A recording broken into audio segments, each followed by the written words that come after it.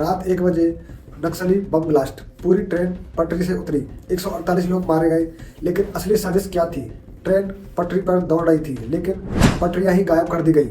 ये कहानी है 2010 की, उस रात की जब ज्ञानेश्वरी एक्सप्रेस अचानक पटरी से उतरी और कुछ ही सेकंड में बिखरकर मौत की घाटी बन गई। क्या ये हादसा था या प्लान किया हुआ किलिंग? चलिए पूरी कहानी समझते हैं। मेरा नाम है लवकुश चौहान। डेट 28 मई 2010, समय करीब रात के 1 बजे। रूट हावड़ा से मुंबई जा रही हावड़ा कुर्ला लोकमान्य तिलक ज्ञानेश्वरी सुपरफास्ट एक्सप्रेस और जगह पश्चिम मिदनापुर यानी आज का झारग्राम, सरहेड़ा और खेमासूली स्टेशन के बीच। चारों तरफ सन्नाटा, खेत, दूर दूर तक बस अंधेरा ही अंधेरा। उस समय किसी को अंदाजा भी नहीं था कि अगला 1 मिनट उनकी जिंदगी का आखिरी मिनट होने वाला है। ज्यादातर यात्री सो चुके थे। स्टूडेंट्स, मजदूर, परिवार, छोटे बच्चे, सबको लगा लंबा सफर है, सुबह तक सब नॉर्मल रहेगा। कुछ लोग खिड़की से बाहर झांक रहे थे, कुछ मोबाइल पर लगे हुए थे। अचानक एक झटका लगा, फिर दूसरा, और फिर ऐसा लगा जैसे पूरा कोच ही हवा में उछल गया हो।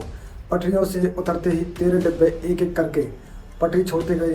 कुछ मिट्टी में धस गए, कुछ पलट गए, कुछ आपस में चिपक कर लोहे के कबाड़ जैसे दिखने लगे।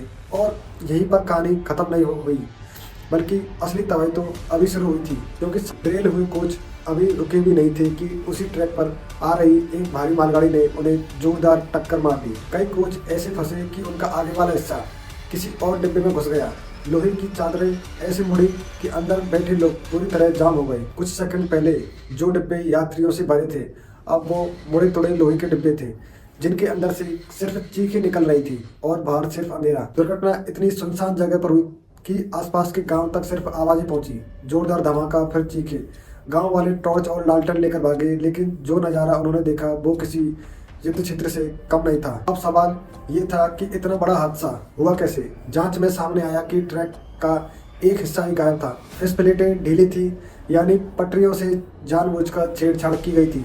उसी समय ये इलाका नक्सल प्रभावित था और सीपीआई माओइस्ट ने ब्लैक वीक और बंद का ऐलान किया हुआ था। पुलिस का कहना था कि ये नक्सली द्वारा की गई तोड़फोड़ थी। वहीं उसी समय की रेल मंत्री ने कहा, ड्राइवर ने धमाके की आवाज़ सुनी, मतलब बम ब्लास्ट की भी आशंका है। यानी एक बात क्लियर थी, ये महज टेक्निकल फॉल्ट नहीं बल्कि ह्यूमन मेड डिजास्टर था। आधिकारिक आंकड़ों के अनुसार लगभग 148 लोगों की मौत हुई और 200 से ज़्यादा लोग घायल हुए। कई बॉडी इतनी बुरी हालत में थी कि पहचान करना मुश्किल हो गया। रेलवे, स्थानीय प्रशासन, सेना, एनडीआरएफ जैसी एजेंसियां पहुंची। कटिंग टॉर्च से लोहे को काट काट कर फंसे लोगों को निकाला जाने लगा। हेलीकॉप्टर से गंभीर घायलों को बड़े अस्पतालों तक पहुंचाया गया। लेकिन अंधेरा, भीड़, कीचड़ और बुरी तरह टूटे हुए कोच, सबने रेस्क्यू मिशन को बहुत स्लो कर दिया था। कई लोगों ने बाद में बयान दिया कि ट्रेन से बच गए, लेकिन रेस्क्यू मिशन के इंतजार में दम तोड़ दिया। केस हाथों हाथ राजनीतिक बन गया। सरकारें, पार्टियां, सब ने प्रेस कॉन्फ्रेंस की, आरोप प्रत्यारोप हुए।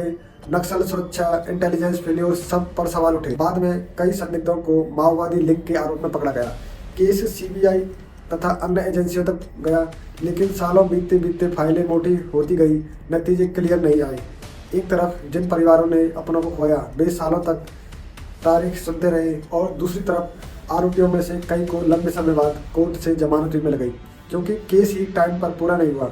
ज्ञानेश्वरी एक्सप्रेस हादसा सिर्फ एक ट्रेन एक्सीडेंट नहीं था, ये इस बात की याद दिलाता है जब किसी विचारधारा की लड़ाई में आम जनता टारगेट बनती है तो सबसे ज़्यादा कीमत उसी को चुकानी पड़ती है। पटरी से हटाई गई वो कुछ इंच लोहे की लाइन सैकड़ों जिंदगियों की पूरी लाइफलाइन लेकर चली गई।